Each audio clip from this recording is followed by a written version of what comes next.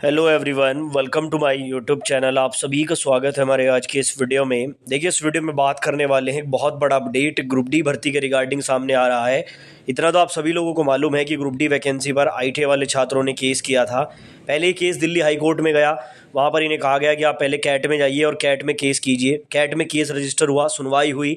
वहाँ पर रेलवे के जवाब थे कि भाई पॉलिसी मैटर है और कोई संतोषजनक जो जवाब है वो रेलवे की तरफ से नहीं दिया गया।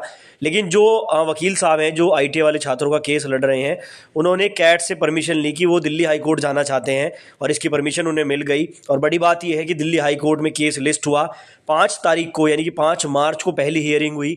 रेलवे की तरफ से वकील आए, रेलवे को फटकार लगी क्योंकि वहाँ पर भी उन्होंने पॉलिसी मैटर करके डॉक्यूमेंटेशन नहीं दिया।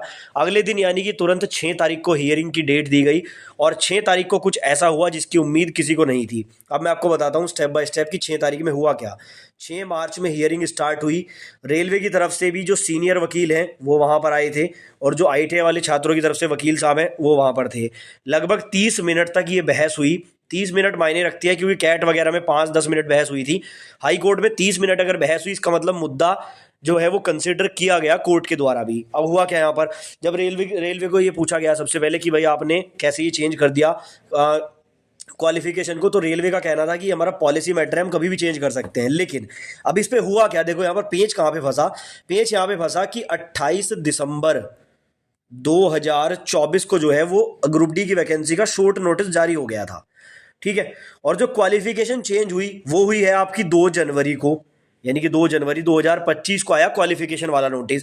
तो यहाँ पर जो आईटीआई वाले छात्र थे, उनके जो लॉयर साहब थे, उनका कहना था कि जब शॉर्ट नोटिस 28 तारीख को जारी हो गया और ये सुप्रीम कोर्ट का नियम है कि नोटिफिकेशन आने के बाद आप उसकी भर्ती या क्वालिफिकेशन में बदलाव नहीं कर सकते, तो 28 तारीख को जब नोटिफिकेशन आया तो 2 तारीख में आपने बदलाव कैसे किया। अब इस पर रेलवे के जो लॉयर है उन्होंने बोला कि ये तो केवल शॉर्ट नोटिस था। उसकी तरफ से फिर कोर्ट में ये कहा गया, मतलब कि जो जजिस की जो बेंच थी उन्होंने ये कहा कि भाई शॉर्ट नोटिस भी नोटिफिकेशन ही होता है, उसमें शॉर्ट होता है, डिटेल में होता है, तो यही नोटिस माना जाएगा और इसके बाद आपने क्वालिफिकेशन कैसे चेंज की ये हमें जवाब चाहिए। साथ ही यहाँ पर जो जजेस हैं उन्होंने ये भी कहा कि किसी भी नियम को बदलने का जो नियम है वो पेश कीजिए कि आपने किस नियम के तहत यहाँ पर अपना ये क्वालिफिकेशन का नियम बदला। कहने का मतलब है कि हाई कोर्ट में जो रेलवे की तरफ से जो वकील थे वो यहाँ पर फंसते हुए दिखाई दिए और इसी के चलते उन्हें फटकार भी लगी। फिर यहाँ पर रेलवे की तरफ से एक आ गया कि हम भर्ती को कैंसिल कर देंगे और कैंसिल करके हम दोबारा नोटिफिकेशन दे देंगे, इसको विड्रॉ कर लेंगे।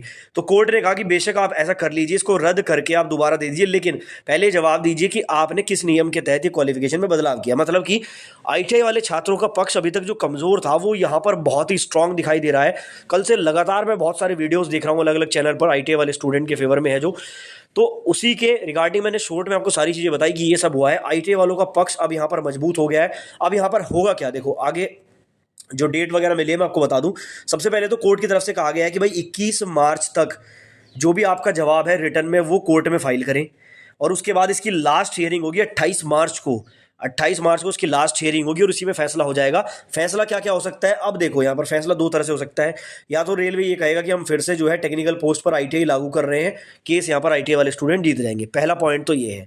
दूसरा संभावना ये हो सकती है कि रेलवे कुछ ऐसा पॉइंट लेकर आए कि ये केस थोड़ा सा जो है कमजोर पड़े और केस वहाँ पर रद्द हो जाए। इसकी संभावना हालांकि बहुत ही कम है।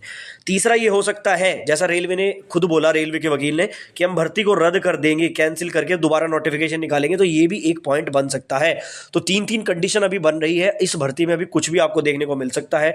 आप चाहे तो कोर्ट का जो वीडियो है 23-24 मिनट का वो वीडियो है वो भी देख सकते हैं। मैंने पूरा वीडियो देखा, चीज़ों को समझा और उसी के आधार पर ही 4 से 5 मिनट के वीडियो में शॉर्ट में आपको सारी चीज़ें बताई।